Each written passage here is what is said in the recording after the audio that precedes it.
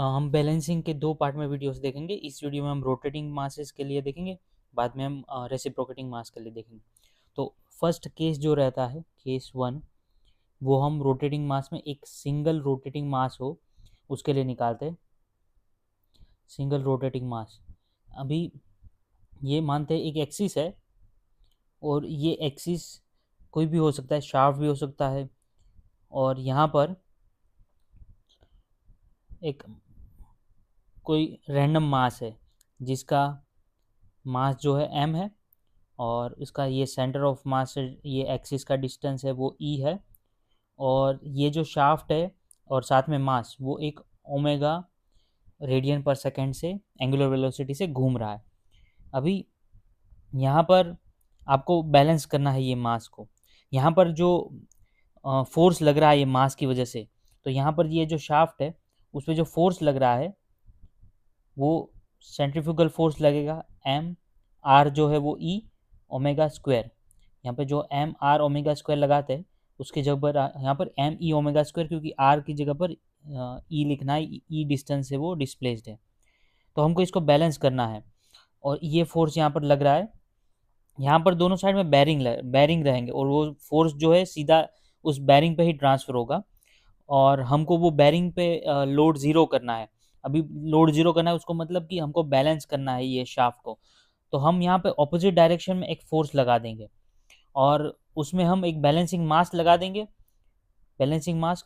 और ये मास भी particular R B distance, balancing mass का डिस्टेंस हम आर बी रखेंगे, और उसका स्पीड भी सेम ही रहेगा, वो भी सेम शाफ्ट पे घूमेगा।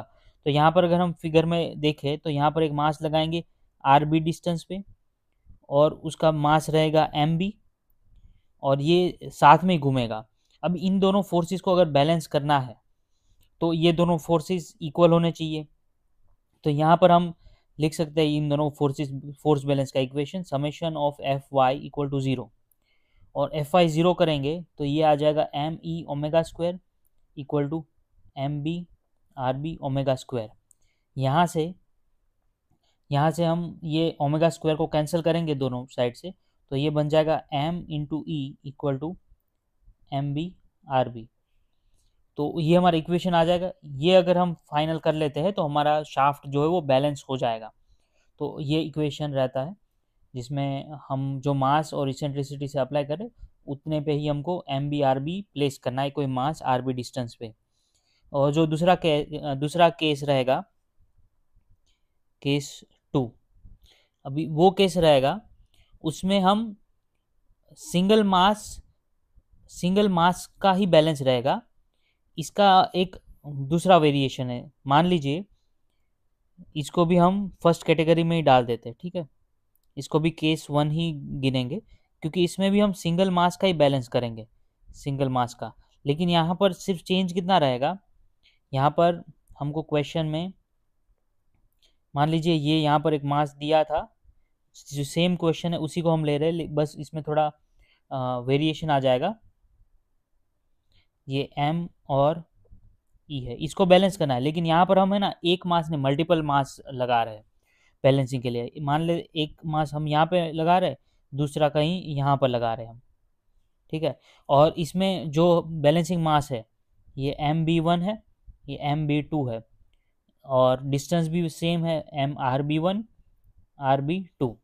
तो B1 B2 दोनों ही मास और डिस्टेंस का हमने ले लिया। और अब हम यहाँ पर मल्टीपल मास है तो हमको है ना डिस्टेंसेस पता होने चाहिए, ये वाला डिस्टेंसेस, कोई भी एक रेफरेंस पॉइंट से हमको डिस्टेंसेस पता होने चाहिए। ये ए डिस्टेंस हो गया, और यहाँ से ये बी डिस्टेंस हो गया। अभी इतना डेटा हमारे पास होना चाहिए।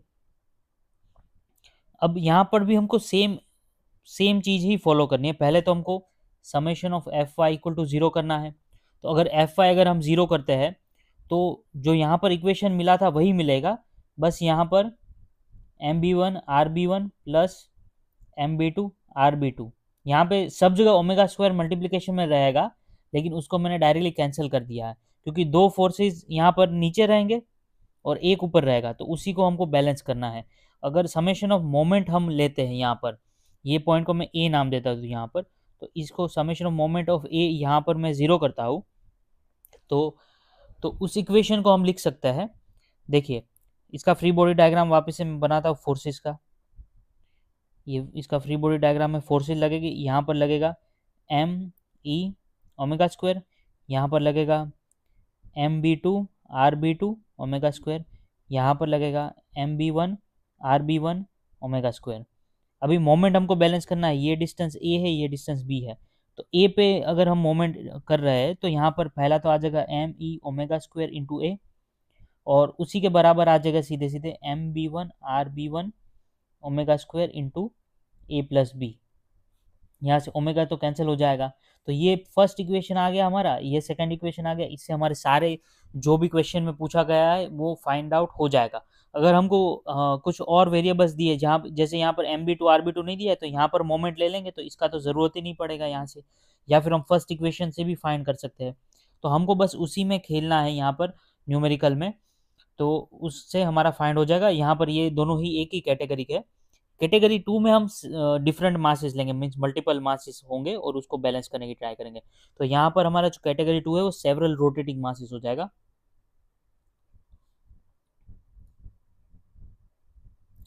Several rotating masses in same plane.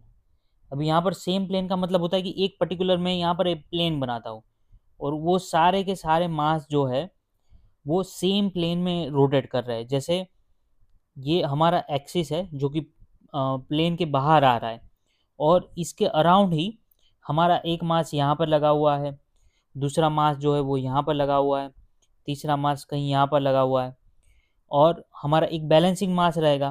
तो बैलेंसिंग मास मान लेते हैं यहाँ पर लगा हुआ है। अभी बैलेंसिंग मास का डिस्टेंस हम आर भी लेंगे और मास एम भी लेंगे, और ये सब लोग यही एक्सिस पे ऐसे कोई भी डायरेक्शन में रोटेट कर रहे हैं ओमेगा एंगुलर वेलोसिटी से। यहाँ पर इसका मास M1 M2 M3 ले लेंगे, R1 R2 R3 डिस्टेंस। ठीक है, अभी ये तीनों डिस्टेंस हो गए, और एक डेटा हमको क्वेश्चन में दिया हुआ होना चाहिए जो कि है एंगल का। तो एक रेफरेंस प्लेन से हमको एंगल का डेटा दिया होगा। जैसे ये एंगल हो गया θ1, फिर यहाँ से ये हो गया θ2। यहाँ से अगर हमको दिया हुआ कोई भी एंगल दिया होगा, हम उसको मेजर करके हम यहाँ से मेजर कर लेंगे। ये जो एक्स एक्सिस है यहाँ पॉजिटिव एक्स डायरेक्शन, यहाँ से हम उसको ऐसे ये डायरेक्शन में ऐसे मेजर कर लेंगे। फिर थर्ड एंगल जो रहेगा वो सेम यहाँ से लेके यहाँ तक हम कैलकुलेट कर लेंगे, ताकि हमारी कैलकुलेशंस इजी हो जाए। या फिर हम कोई और एक मेथड है वो भी मैं आपको बताता हूँ कैसे करते हैं। तो यहाँ पर जो पहला इक्वेशन रहेगा वो रहेगा summation of F X equal to 0। अभी सभी फोर्सेस जो है, तो मैं यहाँ पर फ्री बॉडी डायग्राम में, तो पहला तो ये फोर्स हो जाएगा यहाँ पर M1 R1 ओमेगा स्क्वायर, ये सभी ये पॉइंट के अराउंड रोटेट कर रहे हैं यहाँ पर। फिर यहाँ पर दूसरा फोर्स आ जाएगा, हो जाएगा M2 R2 ओमेगा स्क्वायर। यहाँ पर ये तीसरा फोर्स आ जाएगा M3 R3 ओमेगा स्क्वायर, और हमारा बैलेंसिंग का फोर्स आ जाएगा MB RB ओमेगा स्क्वायर। अभी हम सभी फोर्सेस को या तो ये डायरेक्शन में ले लेंगे या तो ये डायरेक्शन में ले लेंगे। ठीक है, यहाँ पर हम सीधे सीधे डायरेक्टली लिख सकते हैं एफ एक्स जो फोर्स रहता है वो कॉस कंपोनेंट रहेगा अगर हम थीटा एक्स एक्सिस से मेजर कर रहे हैं। तो यहाँ पर हम पहला फोर्स जो है M1 R1 omega square cos θ1 plus M2 R2 omega square cos θ2 plus M3 R3 omega square cos θ3 plus MB RB omega square cos θB कर देते हैं। ये यहाँ से मेजर करना पड़ेगा यहाँ तक, ये एंगल है। ठीक है, इक्वल टू 0 कर देंगे। और सिमिलरली y के लिए भी सेम करेंगे, बस कॉस की जगह साइन कर देंगे। लेकिन इससे मैं एक और आसान तरीका मैं आपको बताता हूँ। यहाँ पर ये सबको इक्वल टू 0 कर देंगे। अभी इससे आसान तरीका है कि ये वाला फोर्स को हम यहाँ पर कॉस कंपोनेंट ले और उसको नेगेटिव साइन देके ये सेकेंड वाला जो फोर्स है उसको नेगेटिव, मैं बताता हूँ कैसे करना है। तो M1 R1 omega square cos θ1 आ गया, तो ये डायरेक्शन में आएगा। ठीक है, वो तो इसको हम पॉजिटिव लिए है, एक्स डायरेक्शन पॉजिटिव डायरेक्शन। अब दूसरा वाला जो फोर्स लिख रहा है ये थीटा टू के रिस्पेक्ट में हम लिख रहे हैं यहाँ पर। अगर थीटा टू हम ये लेते हैं तो यहाँ पर माइनस लेना पड़ेगा क्योंकि ये माइनस एक्स डायरेक्शन में है। तो minus M2R2 omega square cos theta two. Similarly अगर ये थर्ड वाला अगर हम यहाँ से कैलकुलेट करते हैं ये एंगल थीटा थ्री, तो ये भी नेगेटिव डायरेक्शन में इसका कंपोनेंट है, तो इसको minus M3R3 omega square cos theta three. और फिर ये जो फाइनल ये अगर थीटा लेते हैं हम थीटा बी, तो इसको हम लिखेंगे पॉजिटिव क्योंकि वो पॉजिटिव एक्स डायरेक्शन में उसका कंपोनेंट है, MB/RB omega square cos theta B equal to zero. तो ऐसा करके भी हम लिख सकते हैं, या फिर हम सबको पॉजिटिव ले लेंगे और एक पॉजिटिव एक्स डायरेक्शन से एंगल मेजर करके डाल देंगे। सिमिलरली वाई डायरेक्शन में भी मैं आपको दोनों दोनों फॉर्मूला लिख के बताता हूँ। पहला तो इसको मैं मूव कर देता हूँ यहाँ से।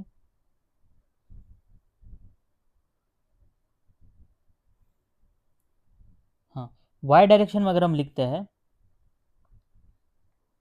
देखिए summation of F Y equal to zero, तो सबसे पहले वाई डायरेक्शन में अगर हम लिखेंगे तो सभी को यही सीधे सीधे लिख देंगे सभी के लिए, summation of M R omega square sine theta equal to zero. अब यहाँ पर सिंपली हमको नंबरिंग करना है, M1R1 omega square sine theta one plus M2R2 omega square sine theta two plus M3R3 omega square sine theta three plus MB/RB omega square sine theta B equal to zero.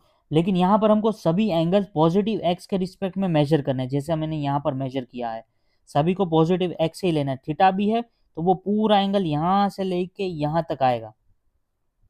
वैसे ही अगर हम ये वाला method use करते हैं यहाँ पर जो मैंने डायग्राम बनाया, तो इसमें हमारे पास चार फोर्सेस है। तो पहला फोर्स जो है वो ये है, इसका अपवर्ड डायरेक्शन में कंपोनेंट है वाई डायरेक्शन में, तो इसको हम पॉजिटिव लेंगे अपवर्ड डायरेक्शन में, omega square sine theta one. तो ये हो गया थीटा वन यहाँ पे, ये वाला एंगल यहाँ से यहाँ तक। फिर ये वाला जो है थीटा टू वो भी पॉजिटिव डायरेक्शन में ही है अपवर्ड इसका कंपोनेंट, तो ये थीटा टू के टर्म्स में भी हम पॉजिटिव लिखेंगे M2R2 omega square sine theta to. अभी जो ये दूसरे दो फोर्सेज है वो डाउनवर्ड डायरेक्शन में है वर्टिकल कंपोनेंट उसका, तो उसके लिए ये थीटा थ्री और ये थीटा बी, तो उसके लिए हम दोनों में माइनस लिख लेंगे, M3R3 omega square sine theta three minus MB/RB omega square sine theta B equal to zero. तो ये मेथड भी कर सकते हैं या फिर ये सभी को पॉजिटिव लेके भी कर सकते हैं, दोनों कर सकते हैं, बस हमको यहाँ पे फोर्सेस बैलेंस होने चाहिए सारे के सारे। तो सिंपली हमको यहाँ पर समेशन ऑफ एफ वाई में हमको ये लगाना है summation of M R omega square sine theta, और समेशन ऑफ एफ एक्स में हमको लगाना है summation of M R omega square cos theta equal to zero. बस यही फॉर्मूला यूज करके दोनों सॉल्व हो जाएंगे। सारे वेरिएबल्स पुट कर देने, जो भी मिसिंग वेरिएबल होगा वो आपका मिल जाएगा यहाँ पर। अभी आते थर्ड केस में, और ये भी सेम है, बस थोड़ा कॉम्प्लिकेशंस थोड़ी कॉम्प्लेक्सिटी बढ़ जाती है, वरना फंडामेंटल तो सेम ही है।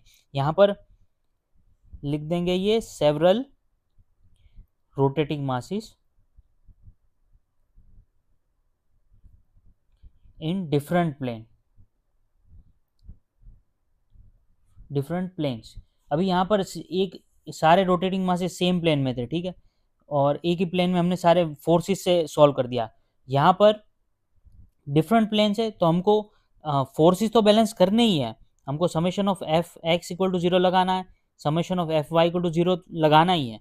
लेकिन यहाँ पर दो इक्वेशन एक्स्ट्रा आ जाएगी, मोमेंट एक्स में भी जीरो होना चाहिए और समेशन ऑफ मोमेंट वाई में भी जीरो होना चाहिए, ठीक है। तो ये दोनों फोर्सेस लिखने, और इसको हम डायरेक्टली है ना, यहाँ पर देखिए ये ओमेगा स्क्वायर है ना सभी में से कट हो जाता है, सारे फॉर्मूला में से कट हो जाता है, यहाँ पर यहाँ पर यहाँ पर यहाँ पर। तो इस फॉर्मूले को हम directly summation of M R cos theta equal to zero कर सकते हैं। यहाँ पर भी देखिए ये सभी में से ओमेगा स्क्वायर कैंसिल हो जाता है क्योंकि सभी एक ही स्पीड से घूम रहे हैं, तो ये सभी में से ओमेगा स्क्वायर कैंसिल हो जाता है। तो इसको भी हम लिख सकते हैं summation of M R sine theta equal to zero. तो वैसे ही यहाँ पर भी हमको summation of M R X के लिए हम लिखते थे कॉस थीटा इक्वल टू 0, यहाँ पर summation of M R sine theta equal to 0, और मोमेंट बैलेंस के लिए हमको summation of M R cos theta तो करना ही है, लेकिन साथ में जो भी डिस्टेंस पे वो रहेगा वो डिस्टेंस लेना है, जो भी मास जो भी डिस्टेंस पे रहेगा डिफरेंट प्लेन में वो लेना है, क्योंकि मोमेंट के लिए हम डिस्टेंस से मल्टीप्लाई करते हैं। तो यहाँ पर मैं आपको बताता हूँ कैसे एल का length means length different length find करना है। अभी डिफरेंट ये केस है several rotating mass in different plane, तो पहले तो वो डिफाइन कर लेते कैसे रहेगा।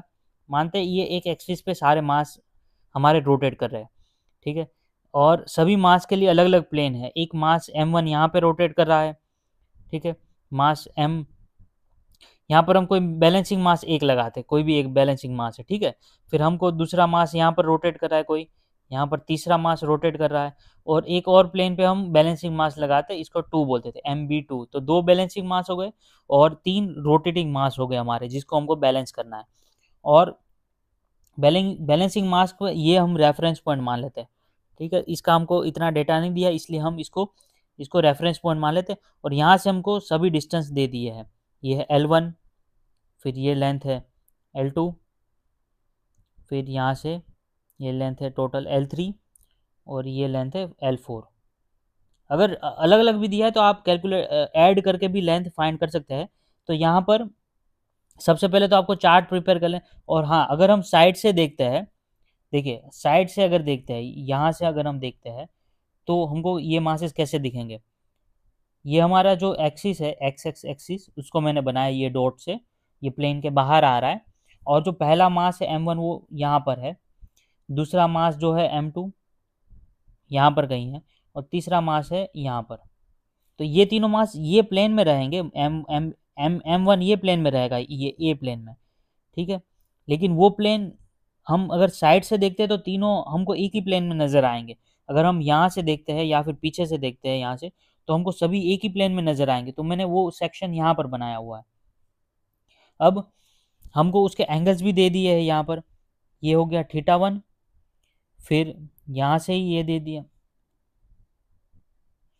ये दे दिया θ1, फिर यहाँ से ये x axis positive x axis से ये θ2 दे दिया, और यहाँ से ये दे दिया टोटल θ3। तो पहले तो हमको ये डायग्राम देख के समेशन ऑफ एफ एक्स और एफ वाई निकाल लेना है। इसमें हमको रोटेटिंग मास का भी प्लेस करना है, और उसका एंगल भी θB1 और θB2 कंसिडर करना है।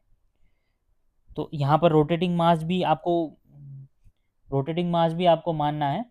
उसके बाद जैसे कोई आप एग्जांपल के जैसे यहाँ पर मान लीजिए ये θB1 है, सॉरी ये मास है MB1, और यहाँ पर कोई मास है MB2, और उसका एंगल भी आप मान लीजिए पॉजिटिव एक्स एक्सिस के ये है θB1, ये है θB2। तो ऐसा करके आपको मानना है। उसके बाद आपको ये दोनों इक्वेशन लगाने, तो आपको 2 इक्वेशन यहाँ से मिल जाएंगे। अब आते हैं दूसरे मोमेंट की इक्वेशन को। मोमेंट की इक्वेशन के लिए आपको क्या करना है, ये आप रेफरेंस पॉइंट ले रहे हो यहाँ पे O पॉइंट, तो आपको सभी ये वाला फॉर्मूला लगाना, summation of M R cos theta into L. तो अभी यहाँ पर जैसे M1 R1 कॉस θ1 लगा रहे, तो साथ में L1 भी लगाना है यहाँ पर। और यहाँ पर ये रेफरेंस पॉइंट है हमारा यहाँ से, तो वो वाला टर्म हम नहीं लिखेंगे क्योंकि वहाँ पे लेंथ तो 0 हो जाएगा। तो यहाँ पर अगर मैं लिखता भी हूँ उसको MB1 RB1 cos θB1 into L तो 0 हो गया यहाँ पे ये वाला टर्म, क्योंकि L 0 है यहाँ पे O पॉइंट से, तो ये वाला टर्म हमको लिखना ही नहीं है यहाँ पर। फिर हमको दूसरा टर्म ऐड करना है M2 R2 cos θ2 L2।